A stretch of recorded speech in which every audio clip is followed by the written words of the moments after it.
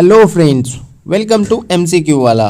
Friends, आज के session में हम देखेंगे BSSC 2023 जो वैकेंसी आई हुई है 12,199 पदों पर, उसके लिए एडुटेरिया पब्लिकेशन का सेट नंबर 5 को।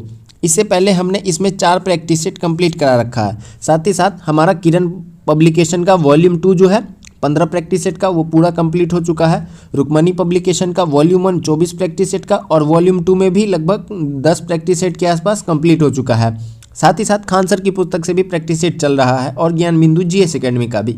तो बहुत सारा प्रैक्टिस सेट चल रहा है। आप लोग लगातार चैनल से सारे प्रैक्टिस सेट को अच्छे से देख लेंगे और टेलीग्राम चैनल से भी जुड़ जाएंगे, क्योंकि टेलीग्राम चैनल पे ही आपको इसका PDF मिल जाएगा। तो वीडियो के डिस्क्रिप्शन बॉक्स में टेलीग्राम ग्रुप का लिंक है, वहाँ से जाकर टेलीग्राम ग्रुप से जुड़ जाएंगे। और चैनल को सब्सक्राइब नहीं किए हैं तो चैनल को सब्सक्राइब कर लीजिए, बेल आइकन को प्रेस कर लीजिए, ताकि कोई भी वीडियो अपलोड होगी तो उसकी नोटिफिकेशन आपको मिल जाएगी। आप लोग अगर देखते हैं वीडियो को तो प्लीज़ सब्सक्राइब भी कर दीजिए, इससे आपका कुछ नहीं जाएगा, इससे हमारा थोड़ा सा मोटिवेशन बढ़ जाएगा। तो प्लीज़ आप लोग चैनल को सब्सक्राइब कर दीजिएगा। तो चलिए शुरू करते हैं आज के सेशन में सेट नंबर 5 को।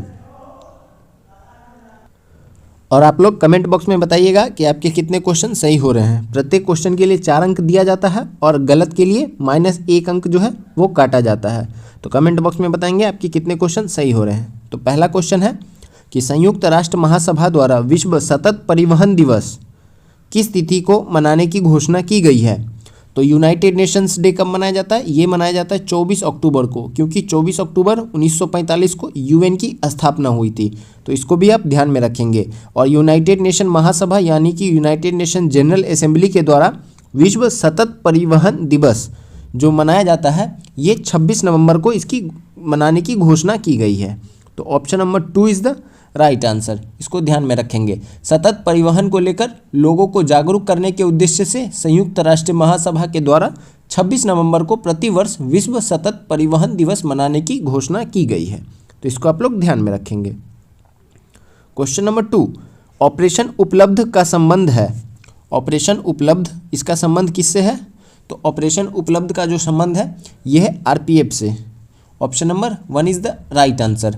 रेलवे टिकट कालाबाजारी करने वालों की गतिविधियों पर अंकुश लगाने के उद्देश्य से रेलवे सुरक्षा बल के द्वारा ऑपरेशन उपलब्ध की शुरुआत की गई है। तो ध्यान में रखेंगे, ये उपलब्ध से आप समझ सकते हैं कि ये टिकट उपलब्ध कराने की बात कर रहे हैं RPF।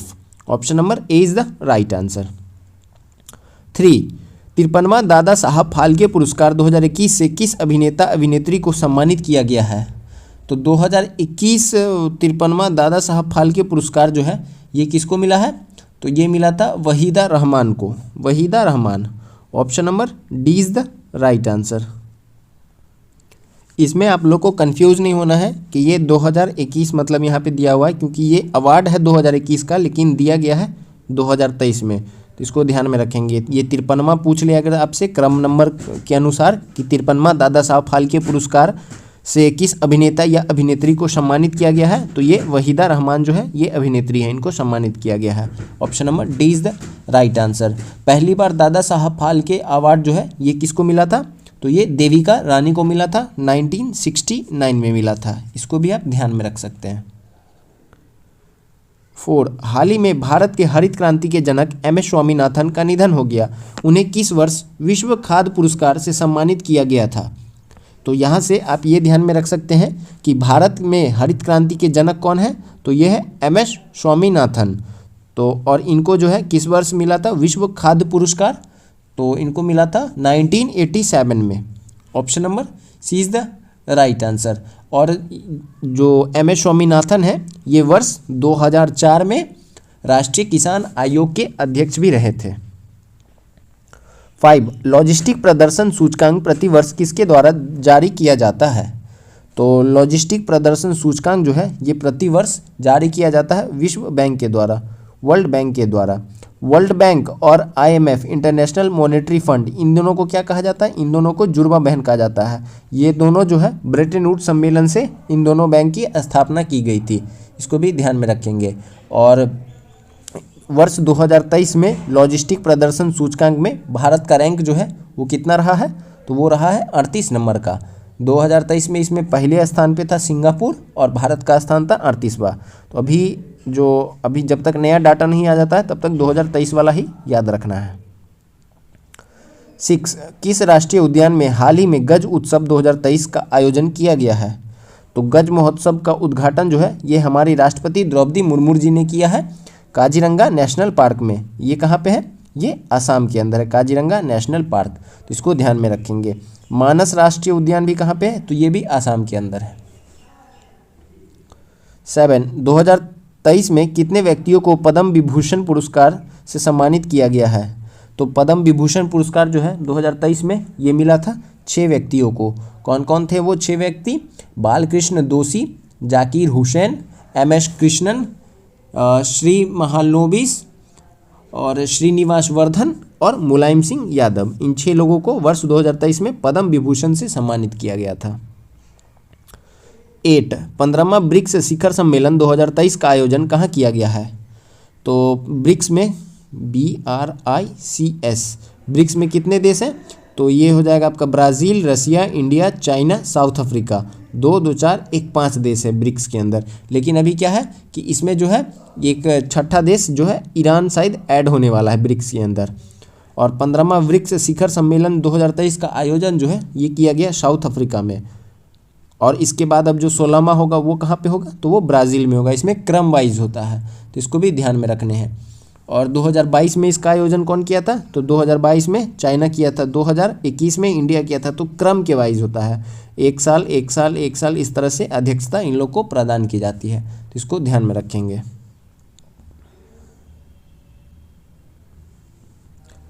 9 संतोष ट्रॉफी 2023 के उप विजेता है। तो संतोष ट्रॉफी 2023 के उप विजेता जो है ये कौन टीम है? मेघालय है। विजेता कर्नाटक है और उप विजेता मेघालय टीम है। तो इसको ध्यान में रखेंगे। संतोष ट्रॉफी जो है इसका संबंध किससे है? तो ये फुटबॉल से इसका संबंध है संतोष ट्रॉफी का। 10 किस IIT द्वारा आब प्रहरी मोबाइल ऐप को लॉन्च किया गया है? तो आब प्रहरी मोबाइल ऐप जो है इसको किस IIT के द्वारा लॉन्च किया गया है? IIT दिल्ली के द्वारा। Option number 1 is the right answer. शहरी क्षेत्रों में जल जमाव की समस्या से निपटने के लिए आप प्रहरी मोबाइल ऐप जो है ये IIT दिल्ली के द्वारा लॉन्च किया गया है।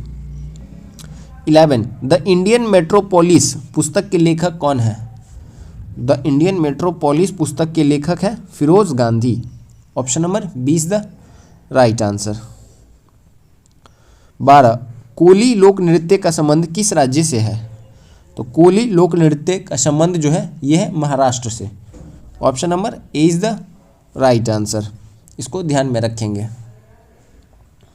13 अंतर्राष्ट्रीय श्रम संगठन का मुख्यालय कहाँ है? तो अंतर्राष्ट्रीय श्रम संगठन का मुख्यालय जो है यह है जेनेवा में। Option number 1 is the right answer. और इसकी स्थापना कब हुई थी? 1946 में हुई थी। पूछ ले आपसे कि IMF इसका मुख्यालय कहाँ पे है? तो वाशिंगटन DC के अंदर है। विश्व स्वास्थ्य संगठन यानी कि WHO इसका कहाँ पे है? तो इसका भी जेनेवा में है। वर्ल्ड ट्रेड ऑर्गेनाइजेशन इसका कहाँ पे है? इसका भी जेनेवा के अंदर है। श्रम संगठन इंटरनेशनल लेबर ऑर्गेनाइजेशन इसका कहाँ पे है? इसका भी जेनेवा में है। जिसका आपको मुख्यालय नहीं पता हो जेनेवा लगा देना है मैक्सिमम मुख्यालय, और जिसका पता है वो तो पता ही है। 14 कैगा परमाणु विद्युत गृह की स्थापना कब की गई थी? तो ये कैगा परमाणु विद्युत गृह जो है ये कहाँ पे है? तो ये है कर्नाटक के अंदर। और इसकी स्थापना जो है ये कब की गई थी? तो वर्ष 2000 में की गई थी। Option number C is the right answer. 15 checkmate विश्व तथा गैम्बिट शब्द का संबंध किस खेल से है? तो चेकमेट विश्व तथा गैम्बिट शब्द का संबंध जो है यह है शतरंज से। Option number 20 the right answer. Kho kho से संबंधित है एक वर्ड है चेंज और चेंजर, ये खो खो से संबंधित शब्दावली है। क्रिकेट के तो शब्द आपको पता ही होंगे, ज़्यादातर इंडिया में लोग क्रिकेट ही देखते हैं। और हॉकी से संबंधित भी ज़्यादातर लोग को पता ही होता है, ड्रैग फ्लिक ये सब जो है हॉकी से संबंधित है। 16 भारत में निम्न में कौन राजकोषीय नीति निर्धारित करता है? तो राजकोषीय नीति का निर्धारण जो है ये वित्त मंत्रालय के द्वारा किया जाता है, राजकोषीय नीति। Option number C is the right answer. तो इसको ध्यान में रखेंगे। ये भारतीय रिजर्व बैंक यानी कि RBI जो है ये क्या बनाती है? तो ये मौद्रिक नीति का निर्माण करती है RBI, लेकिन राजकोषीय नीति का निर्माण जो है ये वित्त मंत्रालय के द्वारा किया जाता है। 17 बजट एक लेख पत्र है। तो बजट जो है ये सरकार की राजकोषीय नीति का एक लेख पत्र होता है। Option number C is the right answer. तो इसको ध्यान में रखेंगे। बजट का चर्चा हमारे संविधान में कहाँ पे है? तो कहीं पे नहीं है। इसके जगह क्या है? वार्षिक वित्तीय विवरण है, जो आर्टिकल 112 में चर्चा की गई है। तो ध्यान में रखेंगे, बजट शब्द का प्रयोग नहीं है, बल्कि वार्षिक वित्तीय विवरण की चर्चा की गई है। तो इसको आप लोग जरूर ध्यान में रखेंगे, कंफ्यूज नहीं करना है। 18 सूची 1 को सूची 2 से मिलाना है। तो सूची 1 को सूची 2 से मिलाते हैं। ओपन जनरल लाइसेंस, इसका संबंध जो है यह विदेशी व्यापार से। ट्राइसेम का संबंध किससे है? तो यह है रोजगार से। थोक मूल्य सूचकांक, इसका संबंध है मुद्रास्फीति से। और नकदी रिजर्व अनुपात, इसका संबंध है ऋण नियंत्रण से। तो कौन सा हमारा राइट ऑप्शन हो जाएगा? ऑप्शन नंबर ए जो है ये हमारा राइट आंसर है। 19 भारत में पहली पंचवर्षीय योजना का आधार था। तो भारत का पहला पंचवर्षीय योजना जो है ये कब बनाया गया था? 1951 से लेके 1956 तक था। और ये किस मॉडल पे आधारित था? हेराल्ड डोमर मॉडल पे आधारित था पहली पंचवर्षीय योजना। Option number 1 is the right answer. और पंचवर्षीय योजना जो है ये किसके द्वारा तैयार किया जाता था? योजना आयोग के द्वारा तैयार किया जाता था। लेकिन इसके बाद क्या कर दिया गया? वर्ष 2015 में 1 जनवरी 2015 को योजना आयोग के स्थान पर नीति आयोग की स्थापना की गई है। तो इन सभी बातों को आप ध्यान में रखेंगे। पहला जो है 51 से 56 तक हेराल्ड डोमर मॉडल पे आधारित था। दूसरा पंचवर्षीय योजना जो है ये महालनोबिस मॉडल पे आधारित था, सेकेंड नंबर का। इसको भी ध्यान में रखिएगा। 20 निम्नलिखित घटनाओं पर ध्यान दें तथा इन्हें कालानुक्रम में व्यवस्थित करें। तो घटना को ध्यान देना है और इनको काल के अनुसार क्या करना है? तो हमें व्यवस्थित करना है। तो गरीबी हटाओ का नारा जो है ये इंदिरा गांधी ने कब दिया था? तो गरीबी हटाओ का जो नारा है ये सबसे आखिरी में आ जाएगा। गरीबी हटाओ, इसका नारा जो है ये कब दिया गया था? तो 5वीं पंचवर्षीय योजना में दिया गया था। 1900 कब का है 5वीं पंचवर्षीय योजना? 1974 का है। तो इसको ध्यान में रखेंगे। बैंकों का राष्ट्रीयकरण ये 1969 में। और हरित क्रांति का प्रारंभ जो है ये 1966 में। तो इस प्रकार सही क्रम क्या हो जाएगा? सबसे पहले हरित क्रांति, फिर बैंकों का राष्ट्रीयकरण और फिर गरीबी हटाओ का नारा। तो ऑप्शन नंबर बी जो है ये हमारा राइट आंसर हो जाएगा। तो इसको ध्यान में रखिएगा। 21 निम्नलिखित में से किसका पारिस्थितिकी संतुलन से संबंध नहीं है? तो पारिस्थितिकी संतुलन से संबंध किसका नहीं है? तो ये औद्योगिक प्रबंधन। Option number C is the right answer. जल प्रबंधन, वन रोपण तथा वन्यजीव सुरक्षा से पारिस्थितिकी संतुलन सकारात्मक रूप से प्रभावित होता है। औद्योगिक प्रबंधन से पारिस्थितिकी संतुलन का कोई संबंध नहीं है। इसलिए हमारा ऑप्शन नंबर सी जो है राइट आंसर है। 22 अगर उनमें यानी कि विद्रोहियों में से एक भी योग्य नेता निकला होता तो हम सदा के लिए हार जाते। 1857 के विद्रोह के संबंध में उपरोक्त टिप्पणी किसने की है? तो ये उपरोक्त टिप्पणी जो है कि अगर उनमें से एक भी योग्य नेता निकला होता तो हम सदा के लिए हार जाते, ये जो कथन है ये बोला था जॉन लॉरेंस ने। Option number B is the right answer. तो इसको ध्यान में रखेंगे। यह जो टिप्पणी है इसका संदर्भ 1857 की क्रांति के असफल होने के योग्य नेतृत्व के अभाव से है। तो ध्यान में रखेंगे, जॉन लॉरेंस ने बोला था। 23 भारत में न्यायिक सेवा का जनक किसे कहा जाता है? तो भारत में न्यायिक सेवा का जनक जो है ये कहा जाता है वॉरेन हेस्टिंग्स को। Option number 1 is the right answer. तो इसको ध्यान में रखेंगे। इसी के समय में पहला रेगुलेटिंग एक्ट जो है 1773 में वॉरेन हेस्टिंग के समय में ही स्थापना की गई थी पहले रेगुलेटिंग एक्ट की। और इसी के समय में पहला सर्वोच्च न्यायालय जो है कलकत्ता में 1774 में स्थापना की गई थी। तो रेगुलेटिंग एक्ट 1773 भी वॉरेन हेस्टिंग के समय में पारित हुआ था। पहला सुप्रीम कोर्ट कलकत्ता के अंदर वॉरेन हेस्टिंग के समय में ही स्थापना की गई थी। और न्यायिक सेवा का जनक भी वॉरेन हेस्टिंग को ही कहते हैं। तो ऑप्शन नंबर 1 जो है राइट आंसर है। 24 निम्नलिखित में से किसने पटना सिटी में पीर अली के नेतृत्व में हुए विद्रोह को दबाया था? तो पटना में जो 1857 की क्रांति थी इसका नेतृत्व किसने किया था? तो पीर अली ने किया था। पीर अली जो थे यह एक पुस्तक विक्रेता थे। और इस जो विद्रोह को किसने दबाया था पटना के अंदर? तो कमिश्नर टेलर, उस समय पटना का कमिश्नर था टेलर। तो option number D is the right answer. 25 भारतीय राष्ट्रीय कांग्रेस का 37वां अधिवेशन जो कि गया में हुआ था, उस अधिवेशन की अध्यक्षता निम्नलिखित में से किसने की थी? तो 37वां अधिवेशन जो है ये कहाँ पे हुआ था, तो बिहार के गया में हुआ था। सबसे पहले 1912 में बांकीपुर में हुआ था, उसके बाद 37वां अधिवेशन गया के अंदर हुआ था, और उसके बाद एक बिहार में कुल 3 अधिवेशन होते हैं, और एक कहाँ पे होता है, तो ये होता है झारखंड का एक जगह है, नाम नहीं याद आ रहा है मुझे, अभी जाके वो झारखंड में गया है जब झारखंड 2000 में बिहार से अलग हुआ है, नहीं तो वो उससे पहले बिहार में ही था। तो बिहार में कुल जो है वो 3 बार अधिवेशन हुआ है कांग्रेस को, ये आप देख लेंगे। तीसरा जगह कौन सा है, रामगढ़, हाँ रामगढ़ जो है, रामगढ़ अधिवेशन, कांग्रेस का रामगढ़ अधिवेशन जो है ये भी रामगढ़ पहले बिहार में ही हुआ करता था। तो 37वां अधिवेशन जो गया में हुआ था, उस अधिवेशन की अध्यक्षता किसने की थी, तो CR दास ने की थी। इनको क्या बोला जाता है, देश बंधु कहा जाता है CR दास को।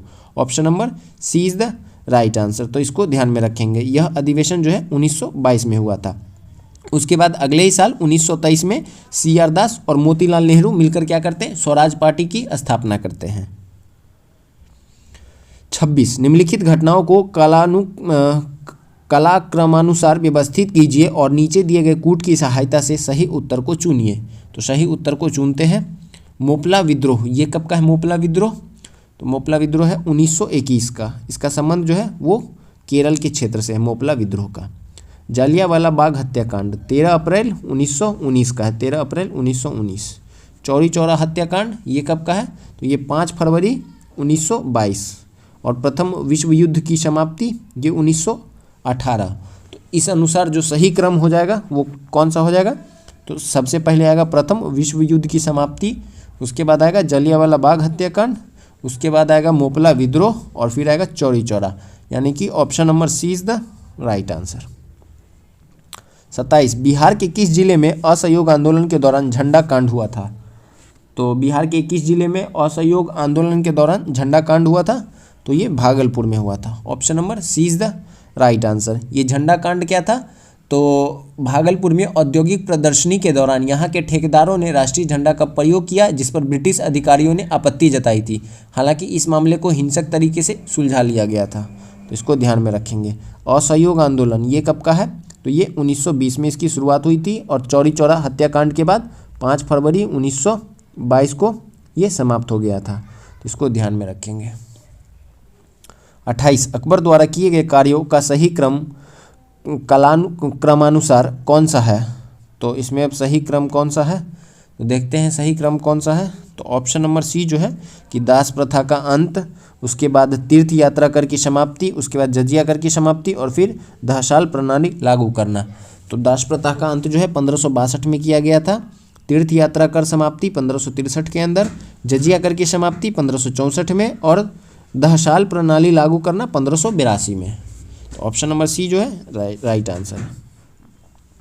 29 दारा शिकोह किस सूफी संत से प्रभावित था, तो दारा शिकोह जो है ये किससे प्रभावित था, कादरी संप्रदाय से। Option number B is the right answer, तो इसको ध्यान में रखेंगे।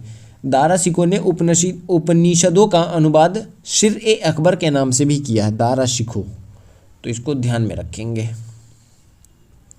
30 निम्नलिखित में कौन सा हड़प्पा कालीन नगर 3 भागों में विभाजित था, तो हड़प्पा कालीन सभ्यता जो है ये कब से कब तक का है, तो 2250 से लेकर 1750 ईसा पूर्व का है। हड़प्पा कालीन सभ्यता का जो काल है ये 2250 से 1750 का है, और इसका जो पहला खोजा हुआ स्थल था वो क्या था, तो वो हड़प्पा ही था, इसलिए इसको हड़प्पा सभ्यता भी कहते हैं। और सिंधु घाटी सभ्यता क्यों कहते हैं, क्योंकि ज़्यादातर साइट्स जो है वो सिंधु नदी के किनारे मिली है, इसलिए सिंधु घाटी सभ्यता भी इसका नामकरण है। और हमारा क्वेश्चन क्या है कि 3 भागों में विभाजित नगर कौन सा था, तो ये धौलावीरा हो जाएगा। Option number C is the right answer.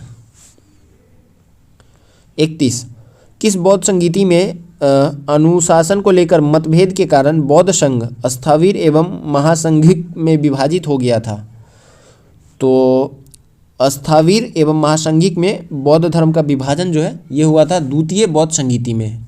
Option number B is the right answer. द्वितीय बौद्ध संगीति का आयोजन जो है काला अशोक के समय में 383 ईस्वी में कहाँ पे किया गया था, वैशाली में किया गया था, और जिसकी अध्यक्षता साबा कामी ने की थी। तो इसमें ध्यान में रखेंगे कि द्वितीय बौद्ध संगीति के अंदर ही बौद्ध संघ में स्थावीर एवं महासंघिक में विभाजित हो गया था। टोटल 4 बौद्ध संगीतियाँ होती है। पहला कहाँ पे होता है, पहला होता है आपका राजगीर में, दूसरा कहाँ पे होता है वैशाली में, तीसरा पाटलिपुत्र में और चौथा कुंडलवन कश्मीर में।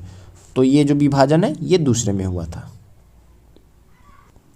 32 मौर्य काल में संस्था एवं संचार का संबंध निम्नलिखित में से किससे था?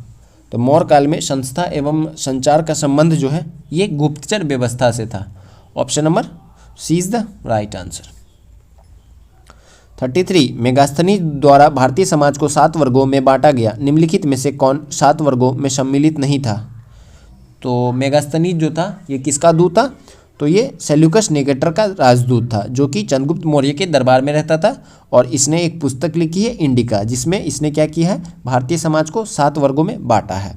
तो उसमें कौन शामिल नहीं थे? तो उसके अंदर क्षत्रिय को इसने शामिल नहीं किया था। Option number C is the right answer. दार्शनिक, किसान, अहीर, कारगिर, शिल्पी, सैनिक, निरीक्षक एवं सभासद, इन 7 को इसने शामिल किया था। 34 निम्नलिखित में कौन सा द्वीप भारत और श्रीलंका के मध्य स्थित है? तो भारत और श्रीलंका के मध्य जो द्वीप स्थित है उसको हम क्या कहते हैं? Rameswaram. Option number C is the right answer. तो इसको ध्यान में रखेंगे। रामेश्वरम जो है तालुका प्रशासनिक रूप से तमिलनाडु के रामायणपुरम में स्थित है और ये भारत और श्रीलंका के मध्य में स्थित है और तमिलनाडु राज्य के अंदर है। 35 भारत का कौन सा पतन लौह अयस्क निर्यात करने वाला सरमुख पतन है? भारत के अंदर जो है वो लौह अयस्क निर्यात करने वाला सर्व प्रमुख पतन जो है वो कौन सा हो जाएगा? तो ये है Marmagao. Option number A is the right answer. तो इसको ध्यान में रखेंगे। इसका उद्घाटन जो है कब किया गया था? 1963 में। 36 हिंद महासागर में सबसे बड़ा द्वीप है? तो हिंद महासागर का सबसे बड़ा द्वीप जो है यह है मेडागास्कर।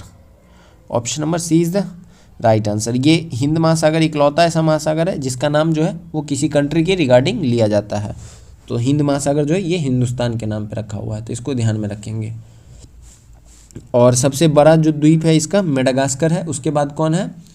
तो उसके बाद देखेंगे तो ग्रीनलैंड, न्यू गिनी और बोर्नियो के बाद विश्व में ये चौथा सबसे, मतलब विश्व के अंदर ये हिंद महासागर का सबसे बड़ा है, लेकिन विश्व के अंदर ये चौथा सबसे बड़ा द्वीप है, क्योंकि सबसे पहला नंबर का जो द्वीप है वो है ग्रीनलैंड। पहले नंबर पे ग्रीनलैंड, दूसरे नंबर पे न्यू गिनी और तीसरे नंबर पे बोर्नियो आता है विश्व के अंदर, और चौथे नंबर पे कौन आता है? मेडागास्कर। 37 गंगा का डेल्टा निम्न में से किस प्रकार का डेल्टा का उदाहरण है? तो गंगा का डेल्टा जो है ये चापाकार डेल्टा का उदाहरण है। Option number C is the right answer. और ये जो है गंगा और ब्रह्मपुत्र का डेल्टा ये जो है ये त्रिभुजाकार में फैले हुए हैं, तो इसको ध्यान में रखेंगे। 38 आल्प्स पर्वत के उत्तरी ढाल के सहारे स्विट्जरलैंड में बहने वाला स्थानीय पवन है? तो स्विट्जरलैंड में बहने वाला स्थानीय पवन जो है इसको हम क्या कहते हैं? फॉन कहते हैं। Option number B is the right answer. ये जो है यह एक गर्म एवं शुष्क पवन है, फॉन, तो इसको ध्यान में रखेंगे। सॉरी, गर्म नहीं है, यह एक ठंडी पवन है। 15 से लेकर लगभग 20 डिग्री तक इसका मतलब स्पीड मतलब टेम्परेचर रहता है फॉन हवा का। स्विट्जरलैंड स्वाभाविक से ठंडा प्रदेश है तो वहाँ ठंडी हवा चलती है, तो ये गर्म नहीं है, ये ठंडी है, तो इसको ध्यान में रखेंगे। 38 भूकंप का सर्वाधिक प्रभाव डैश पर होता है? तो भूकंप का सर्वाधिक प्रभाव जो है ये होता है अधिकेंद्र पर। Option number 1 is the right answer. तो इसको ध्यान में रखेंगे। अधिकेंद्र पृथ्वी की सतह पर उद्गम केंद्र के ठीक ऊपर का बिंदु होता है। अधिकेंद्र विश्व का सबसे बड़ा भूकंप बेल्ट जो है वो परिधि प्रशांत भूकंपीय बेल्ट है, तो इसीलिए जो है जापान के अंदर सर्वाधिक भूकंप आता है और सुनामी आती है, क्योंकि जापान जो है ये प्रशांत महासागर में ही बसा हुआ है, मतलब इसीलिए। 40 निहारिका क्या है? तो निहारिका जो है ये क्या है? तो यह एक तप्त गैस का बादल है, Niharika. Option number A is the right answer. इसमें धूल, हाइड्रोजन गैस, हीलियम गैस और अन्य आयन की वृत्त प्लाज्मा गैस उपस्थित होती है। 41 वन्य जीव और राज्य को क्या करना है? हमें सुमेलित करना है। तो आइए सुमेलित करते वन्य जीव और राज्य को। नामदफा, ये कहाँ पे? नामदफा ये अरुणाचल प्रदेश। पेरियार कहाँ पे? केरल। बांदीपुर कर्नाटक और काबुल नामजाओ मणिपुर। तो राइट आंसर हमारा कौन सा हो जाएगा? ऑप्शन नंबर ए। 42 निम्नलिखित में कौन सी महत्वपूर्ण विशेषता संघीय सरकार की है। तो संघीय सरकार की कौन सी विशेषता जो है वो महत्वपूर्ण है। तो ये हो जाएगा आपका कि संविधान की सर्वोच्चता, ये बात तो सही है। उसके बाद है 2 या अधिक स्तरों वाली सरकार, ये बात भी सही है। Division of powers. उसके बाद है स्वतंत्र न्यायपालिका, ये भी बात सही है। इंडिपेंडेंट जुडिशरी का बहुत बड़ा योगदान होता है। और आपातकालीन प्रभाव, तो आपातकालीन का संबंध इससे नहीं होता है क्योंकि ये संघ जो होता है, संघीय सरकार यानी कि फेडरल गवर्नमेंट में आपातकाल को उतना सर्वोच्चता नहीं दी गई है। तो इसलिए हमारा जो राइट आंसर हो जाएगा वो होगा ऑप्शन नंबर सी, केवल इन तीनों की सर्वोच्च प्राथमिकता दी गई है। 43 प्राण एवं दैहिक स्वतंत्रता के अधिकार का वर्णन संविधान के किस अनुच्छेद में है। तो प्राण एवं दैहिक स्वतंत्रता जो है ये क्या है, हमारा एक मौलिक अधिकार है और इसका वर्णन जो है आर्टिकल 21 में दिया गया है। मौलिक अधिकार को हमने कहाँ से लिया है, तो मौलिक अधिकार को हमने अमेरिका की संविधान से लिया, यूएसए से। इसको ध्यान में रखेंगे। भाग 3 में आर्टिकल 12 से लेकर 35 तक मौलिक अधिकार के बारे में चर्चा की गई है। आर्टिकल 22 के अंदर क्या है, तो कुछ दशाओं में गिरफ्तारी और निरोध से संरक्षण की चर्चा की गई है। आर्टिकल 20 के अंदर क्या है, तो अपराधों के लिए दोष सिद्धि के संबंध में संरक्षण की बात की गई है। और आर्टिकल 23 में है कि मानव दुर्व्यापार व बलात्श्रम को निषेध बताया गया है। तो हमारा राइट आंसर है प्राण एवं दैहिक स्वतंत्रता, आर्टिकल 21। 44 किसी राज्य के लोक सेवा आयोग के कार्य को निम्नलिखित में से किसके अनुमोदन से संघ लोक सेवा आयोग को सौंपा जा सकता है। तो ये किसके अनुमोदन से सौंपा जा सकता है, तो भारत के राष्ट्रपति के अनुमोदन से राज्य के लोक सेवा आयोग के कार्य को किसको सौंपा जा सकता है, संघ लोक सेवा आयोग यानी यूपीएससी को किसी भी स्टेट का कार्य जो है वो सौंपा जा सकता है। भारत के राष्ट्रपति की सिफारिश पर ऐसा कर सकते हैं। तो ऑप्शन नंबर डी जो है हमारा राइट आंसर है। 45 निम्नलिखित में नीति निर्देशक तत्वों के बारे में क्या असत्य है। तो देखते हैं क्या असत्य है कि संविधान के भाग 4 में नीति निर्देशक तत्वों का वर्णन है, बात सत्य है। हमने आयरलैंड की संविधान से लिया, यह बात भी सत्य है। और नीति निर्देशक तत्व न्यायालय में परिवर्तनीय नहीं है, यह बात भी सत्य है। और चौथा क्या है कि इसका मूल उद्देश्य राजनीतिक लोकतंत्र की स्थापना करना है, नहीं, ये जो है ये गलत बात है। तो right answer option number D हो जाएगा। नीति निर्देशक तत्व का जो मुख्य उद्देश्य है वो क्या है कि एक लोक कल्याणकारी राज्य की स्थापना करना, ना कि राजनीतिक लोकतंत्र की स्थापना करना। तो हमारा राइट आंसर जो है ऑप्शन नंबर डी है। 46 वर्तमान में राज्यसभा के कितने सदस्य केंद्र शासित प्रदेशों से चुन के आते हैं। तो राज्यसभा में कितने सदस्य जो है वो केंद्र शासित प्रदेश से चुन के आते हैं। तो 8 सदस्य जो है इनका सिलेक्शन यूटी से होता है, तो इसको ध्यान में रखेंगे। हमारे राज्यसभा में कुल कितने सीटें हैं, तो अधिकतम जो है वो 250 है, तो इसको ध्यान में रखेंगे। लेकिन वर्तमान में 245 राज्यसभा मेंबर ही हैं, जिसमें से 225 जो है वो राज्य से चुने जाते हैं और 8 सदस्य जो है ये यूनियन टेरेटरीज से। और राज्यसभा में जो 245 मेंबर होते हैं उसमें से जो 12 सदस्य होते हैं वो राष्ट्रपति के द्वारा कला, साहित्य एवं सामाजिक क्षेत्रों से मनोनीत किए जाते हैं। इन सभी बातों को ध्यान में रखेंगे। और राज्यसभा की चर्चा जो है किस आर्टिकल के अंदर है, तो आर्टिकल 80 में राज्यसभा की चर्चा की गई है। 47 बिहार में लोकसभा के लिए आवंटित सीटों में कितना अनुसूचित जातियों के लिए आरक्षित है। तो बिहार के अंदर जो लोकसभा की सीटें हैं वो है कितनी हैं, तो वो 40 सीटें हैं लोकसभा में, जिसमें से अनुसूचित जातियाँ यानी कि किन के बारे में बात कर रहा है, तो एससी के बारे में बात किया जा रहा है। तो एससी के लिए जो है वो कुल 6 सीटें जो है वो रिजर्व है। Option number B is the right answer. 48 Bharat के राष्ट्रपति पर महाभियोग चलाने के लिए कम से कम कितने दिनों की पूर्व सूचना आवश्यक है। तो अगर राष्ट्रपति पर महाभियोग चलाना है तो कम से कम जो है वो 14 दिन का जो पूर्व सूचना है वो राष्ट्रपति को दी जाती है। तो ऑप्शन नंबर डी जो है राइट आंसर है। हमारे संविधान में आर्टिकल 61 जो है वो राष्ट्रपति के महाभियोग से संबंधित है, तो इसको ध्यान में रखेंगे। और महाभियोग का प्रस्ताव जो है वो किसी भी सदन में लाया जा सकता है और इसकी सूचना जो है वो 14 दिन पहले राष्ट्रपति को दी जाती है। 49 भारतीय निर्वाचन आयोग को सर्वप्रथम किस वर्ष बहुसदस्यीय निकाय बनाया गया था। तो निर्वाचन आयोग का बहुसदस्यीय निकाय जो है ये बनाया गया था 1989 में। Option number 1 is the right answer. 1950 से लेकर 1989 तक निर्वाचन आयोग एक सदस्यीय संस्था के रूप में कार्य करता था, जिसमें केवल मुख्य निर्वाचन अधिकारी होता था। लेकिन 16 अक्टूबर 1989 को राष्ट्रपति ने आयोग के कार्यभार को कम करने के लिए पहली बार 2 अन्य निर्वाचन आयुक्तों को नियुक्त किया था। तो तभी से ये बहुसदस्य निकाय बन गया 1989 से। Option number A is the right answer. 50 जनसंख्या नियंत्रण एवं परिवार नियोजन संविधान के 7वीं अनुसूची के किस सूची का विषय है? तो 7वीं अनुसूची जो है ये 3 सूची के बारे में बात करती है, एक संघ सूची, एक राज्य सूची और एक समवर्ती सूची। और जनसंख्या नियंत्रण एवं परिवार नियोजन जो है ये किस सूची के अंदर आता है? तो ये आता है समवर्ती सूची के अंदर। Option number C is the right answer, यानी कि इस पर कानून बनाने का अधिकार जो है वो संघ का भी है और वो राज्य का भी है, लेकिन हमेशा जो है प्राथमिकता वो संघ के कानून को दी जाती है। 51 वाहनों में लगे रियर व्यू मिरर द्वारा उत्पन्न आवर्धन होता है। तो वाहन में जो साइड मिरर्स होते हैं उसके अंदर कौन सा मिरर यूज़ किया जाता है? तो कन्वेक्स मिरर का यूज़ किया जाता है, और उसमें जो है वो आवर्धन कितना होता है? आवर्धन जो है वो 1 से कम होता है। Option number 1 is the right answer. 52 जब हम अपने बिजली बिल का भुगतान करते हैं तो हम किसके लिए भुगतान कर रहे हैं? तो हम जो है वो किसके लिए भुगतान करते हैं? तो हम करते हैं उपयोग हुए ऊर्जा के लिए, यानी कि जितना हम बिजली उपयोग करते हैं उसके लिए हम इसका बिल पेमेंट करते हैं। और इसको कैसे काउंट किया जाता है? तो किलोवाट आवर में काउंट किया जाता है। 53 एक परिपथ में प्रभावी प्रतिरोध को बढ़ाने के लिए प्रतिरोधी को जोड़ा जाता है। तो प्रतिरोधों को कैसे जोड़ा जाता है? तो इसको जोड़ा जाता है केवल सीरीज़ के अंदर। अगर सीरीज में जोड़ेंगे तो प्रतिरोध को बनाने के लिए परिपथ में इफेक्टिव बनाने के लिए प्रतिरोध को हम क्या करते हैं? सीरीज में जोड़ते हैं। सीरीज में कैसे जोड़ते हैं? R1 plus R2 plus R3 dot dot dot, ये R इक्विवेलेंट बराबर ये R सीरीज में। Option number is the right answer. 54 एक लड़की झूले पर बैठे स्थिति में झूला झूल रही है, उस लड़की के खड़े हो जाने पर दोलन का आवर्तकाल कितना होगा? तो अगर वो लड़की खड़ी हो जाती है झूले पर तो उसका आवर्तकाल जो है वो कम हो जाएगा।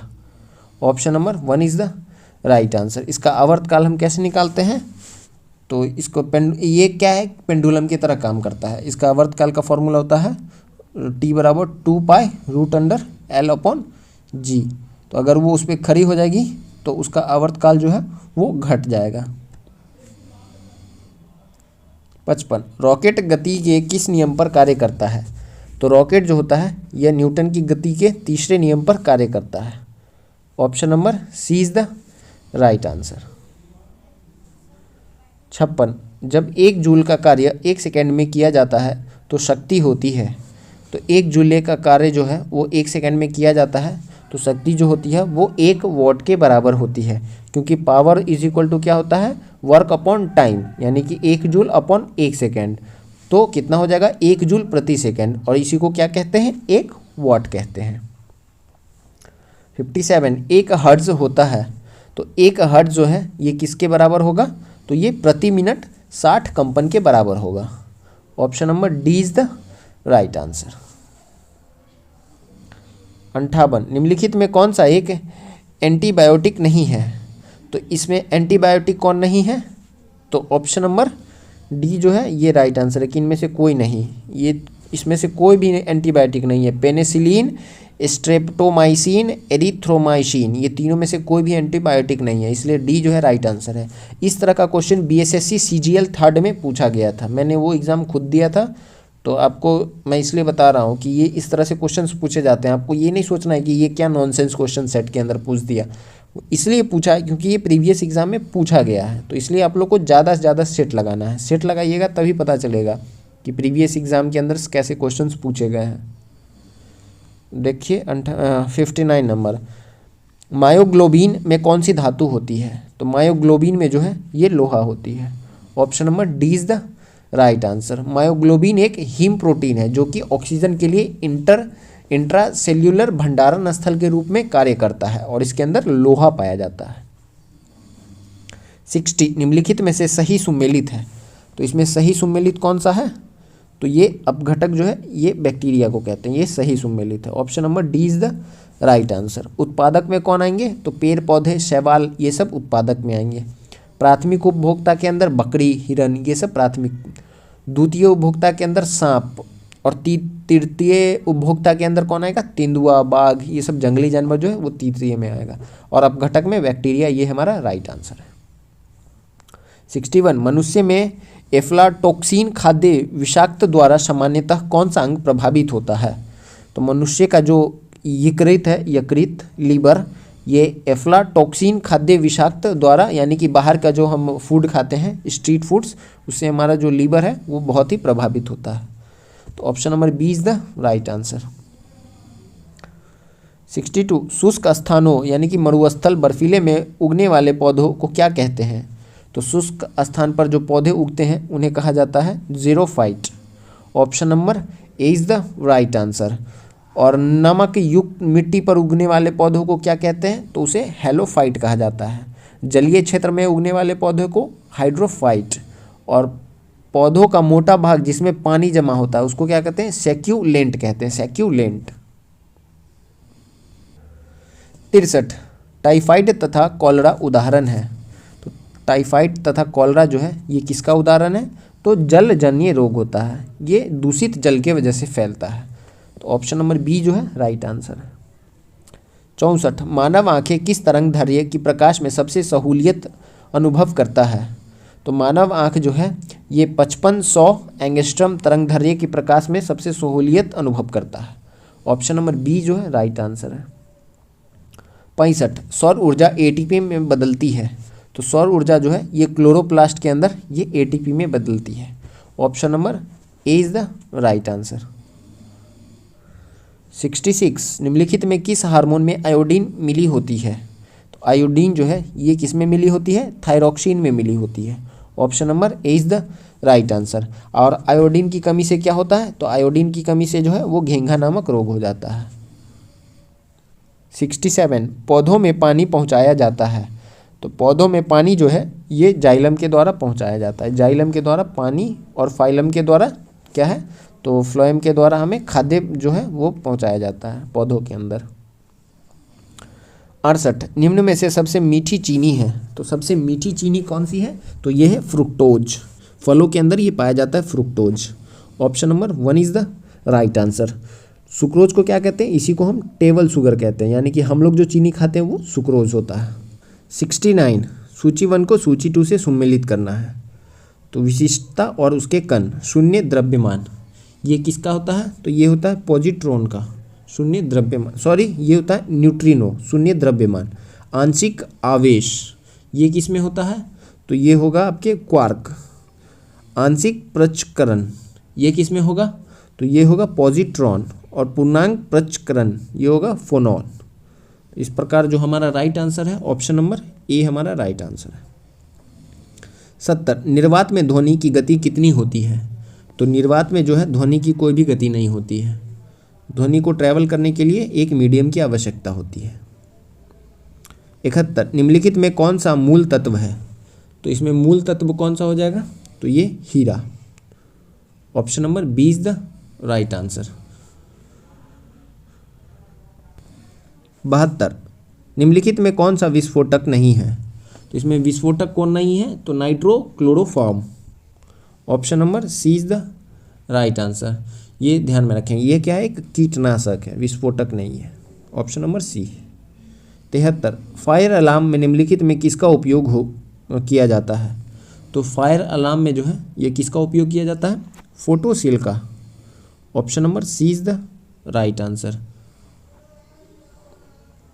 74 पुलिस द्वारा नशे में गाड़ी चलाने वालों की सांस की जांच के लिए फिल्टर पेपर पर क्या होता है? तो उस फिल्टर पेपर पर जो है ये पोटेशियम डाइक्रोमेट सल्फ्यूरिक एसिड जो है वो लगाया जाता है, और वही जब रिएक्ट हो जाता है तो पता चल जाता है कि कौन दारू पी के गाड़ी चला रहा है या नहीं चला रहा है। तो ऑप्शन नंबर ए जो है राइट आंसर है। अब है लास्ट क्वेश्चन आज के सेशन का, भी बादल और वायुमंडल का तैरना किस कारण से होता है? तो बादल और वायुमंडल का तैरना जो है ये क्षयंता के कारण होता है। Option number D is the right answer. तो इसके आगे मैथ और रीजनिंग का क्वेश्चन है, तो ये आपको पूरा प्रैक्टिस सेट जो है हमारे टेलीग्राम चैनल पे मिल जाएगा। तो वीडियो के डिस्क्रिप्शन बॉक्स में टेलीग्राम ग्रुप का लिंक है, वहाँ से जाके टेलीग्राम चैनल से जुड़ जाइएगा। इसके आगे के मैथ और रीजनिंग का क्वेश्चन आप खुद से सॉल्व कर लेंगे, उसका आंसर भी आपको प्रोवाइड कर दिया जाएगा। तो कल मिलेंगे नए प्रैक्टिस सेट में, सेट नंबर 6 में। तो अभी तक आप लोग अगर चैनल को सब्सक्राइब नहीं किए हैं तो प्लीज़ चैनल को सब्सक्राइब कर लीजिए। मेरे मोटिवेशन के लिए प्लीज़ चैनल को सब्सक्राइब कर दीजिए, बेल आइकन को प्रेस कर लीजिए, और वीडियो पसंद आता है तो वीडियो को भी लाइक कर लीजिए। हम आपके लिए इतना मेहनत करते हैं, आप हमारे लिए छोटा सा ज़रूर अपना योगदान दे सकते हैं हमारे चैनल को ग्रो करने के लिए। तो आप सब्सक्राइब जरूर कर लेंगे, और वीडियो को भी पसंद आए तो वीडियो को लाइक भी जरूर कर देंगे, क्योंकि लाइक करने से हमारा मोटिवेशन भी बढ़ता है। तो चलिए कल मिलेंगे नए प्रैक्टिस सेट में, सेट नंबर 6 में। तब तक के लिए थैंक यू। जय हिंद।